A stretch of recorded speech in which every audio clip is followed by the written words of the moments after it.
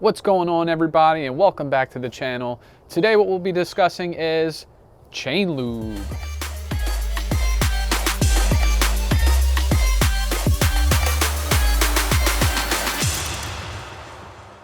So my weapon of choice for chain lube is Muc-Off C3 Ceramic Dry. It's a really good chain lube for dry conditions, which is mostly what I ride. But most importantly, this product in particular has a special feature that I think sets it apart. Let me show you what that is.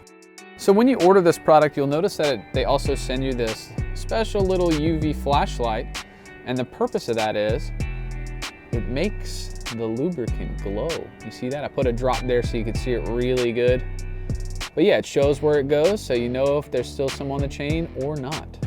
Pretty nifty. But that's gonna bring us to our next point. How often and when should we use it? So I believe that with chain lube, you wanna put it on either every ride or every other ride, especially if you're exposing your bicycle to really wet conditions where there's a lot of water, or if you're exposing it to very gritty, dirty conditions where grit and mud is getting trapped in your cassette, on your chain wheel, and all over the chain itself. Now, I have to remind you, if you're going for the gritty conditions or the muddy conditions, make sure to clean it first. Don't just put chain lube over dirt, because that just really creates a mess. You're gonna create like this compound, this organic compound of gunk that just grows and gets everywhere. It's a pain in the butt. So make sure you clean it. If you don't know how to do that, look back on maybe one of my videos about tuning a bicycle where you see my ultrasonic cleanser. That is the best way. So now I'll briefly go over how I apply it. Take the tap off, and I just go 1 drop per roller. I know that sounds tedious, and maybe it is for some of you, but this is how I do it. You can start at the master link so you know where you started, and then end at the master link so you know you've made it around the whole thing. Pretty cool.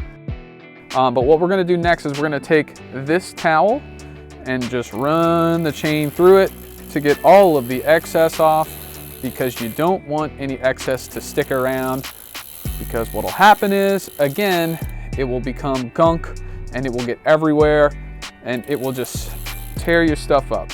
So yeah, ladies and gentlemen, I believe in a very less is more approach to chain lube.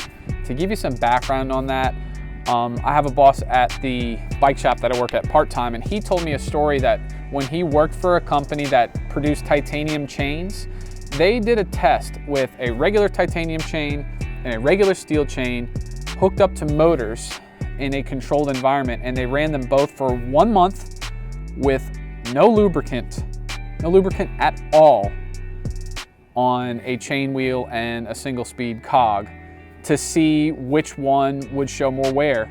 And after 1 month of 24/7 running, neither chain had visible wear. So what's more important than lube is keeping your stuff clean. Remember that. Now, obviously long-term, you're gonna wanna put lubricant on your chain.